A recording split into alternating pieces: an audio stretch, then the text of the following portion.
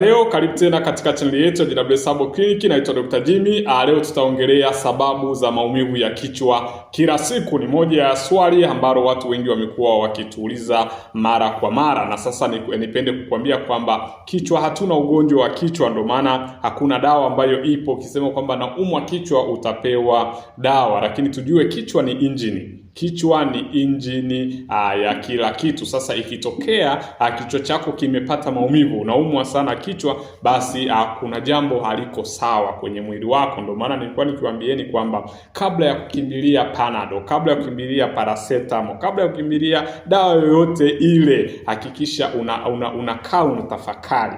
Je, chanzo cha changamoto hii ni nini?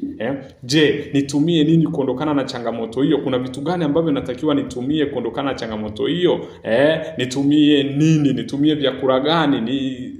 Juisi gani? Basi ndio jamii ambayo tunatakiwa kuitengeneza ili tuweze kutulinda kuondokana na changamoto hizi, kwa sababu moja ya madhara makubwa ambayo tunayapata ni kutumia hizi dawa kiolela. Tunazitumia dawa yani kuna mtu sio daktari wala sio famasia, ila dawa zote ziko hapa. Ukiona mtu dawa zote ziko hapa, ujue huyo mtu ana changamoto za kiafya. Kwa hiyo imefikia sehemu sasa anazikariri. Kwa nini sasa ufikie hapo? Hapana, haina haja kufikia hapo. Ni unachotakiwa ni kutibu chanzo cha tatizo, litakusaidia kuondokana na changamoto hiyo. Sasa hapa, kama subscribe channel yetu, basi usiache kusubscribe ili uweze kuwa mtu wa kwanza kupata dondoo za kiafya tunazozituma kila siku. Ndugu yangu, hapa nitakutajia sababu zinazopelekea maumivu ya kichwa kila siku. Namba moja ni msongo wa mawazo, ambayo tunasema ni stress high tension. Wengi wanaokuwa na msongo wa mawazo, moja ya dalili ya kuwa na stress, zile dalili za kuwa na stress, kwanza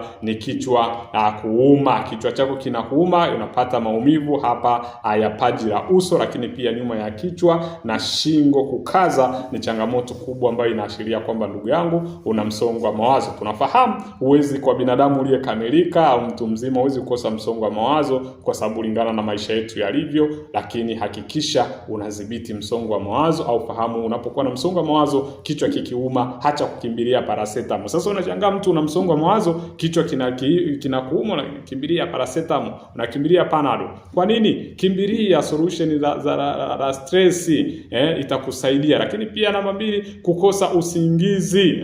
Kukosa usingizi, jamani, moja ya tiba ambazo tuko nazo. Kuna baadhi ya vitu ambavyo ni tiba ambavyo wengi hatuvifanyi. Sasa namba mbili tunasema kukosa usingizi. Unapokosa usingizi, mwili wako unakosa utulivu, mishipa pia inachoka, na maumivu utayapata kila siku, na hiyo inaambatana na uchovu, kizunguzungu na kukosa usingizi mchana. Kwa hiyo hakikisha unapokosa usingizi, huwa inasababisha maumivu ya kichwa. Lakini pressure juu, hypertension, mara nyingi moja ya dalili ya pressure ni maumivu makali ya kichwa.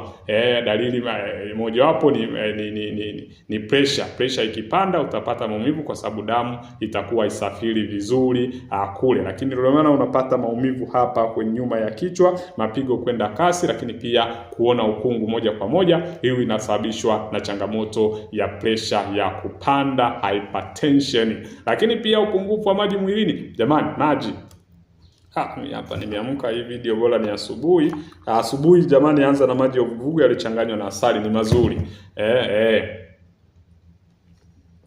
Jamani, kufanya hivi tu, kuna baadhi ya wenzetu kufanya hivi mpaka ameenda hospitalini, akiambiwa ndugu yangu tumia maji, bana anatumia kama dawa, na penyewe akinywa anakunywa glasi hiyo maji. Na ndugu yangu, ubongo, mwili wa binadamu tunasema 75%. Tulikuwa tunajifunza primary, 75% ya mwili wa binadamu ni maji. Kwa hiyo maji yanatumika as a fluid, kwa hiyo inatakiwa inalegeza, lubricant, inalegeza, inafanya uwe na afya njema na iliyo imarika zaidi. Kwa hiyo upungufu wa maji pia unapelekea changamoto ya kichwa kuuma. Lakini pia tatizo ya macho, watu wana changamoto ya macho, mara waoni mbali, mara wengine waoni mbali, wengine hawaoni karibu, wengine wana ukungu. Hii ni moja ya sababu pia inayopelekea maumivu ya kichwa ya mara kwa mara. Kwa nini? Ni kwa sababu ile misuli ikikaza, kichwa chako hakinauma mara kwa mara. Lakini pia shingo kukaza.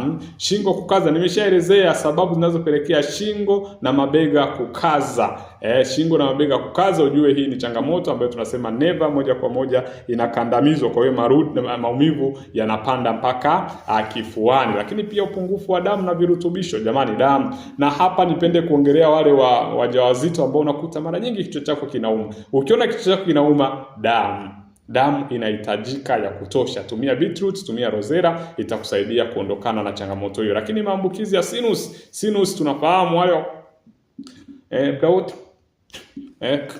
hii ni hatari kwa afya yako. Jua kwamba hiyo ni changamoto ya sinus, huwa inapelekea maumivu ya kichwa. Lakini vyakula na vinywaji fulani, soda nyingi, pombe, kahawa nyingi, basi hivi huwa vinapelekea changamoto ya maumivu ya kichwa. Kwa hiyo hakikisha unaweza kuviepuka ili uweze kuondokana na changamoto hiyo. Lakini pia vidonda vya tumbo, changamoto nyingi za kiafya, magonjwa mengi, tuseme tu magonjwa mengi ya kiafya yanaweza kupelekea maumivu ya kichwa, kwa sababu kichwa kinakupa taarifa, ni alarm, sio chanzo cha tatizo, ni alarm kwamba kuna kitu hakiko sawa. Unaweza kuwa na UTI, malaria, inaweza kupelekea maumivu ya kichwa. Kwa hiyo kabla ya kutumia dawa za kupunguza maumivu na nini, fikiri chanzo cha tatizo ni nini, na moja ya suluhisho unalotakiwa kulifanya, kwanza tibu chanzo cha tatizo. Kama ni pressure, tibu pressure. Kama ni upungufu wa damu, na kama umeteseka sana na pressure, hujapata tiba sahihi, pressure controller nimewasaidia watu wengi kuondokana na changamoto hiyo, ambayo utapata na program maalum ya kuondokana na changamoto hiyo. Lakini pia massage ya shingo, kama shingo inaleta shida, unafikiria ndio inasababisha maumivu ya kichwa,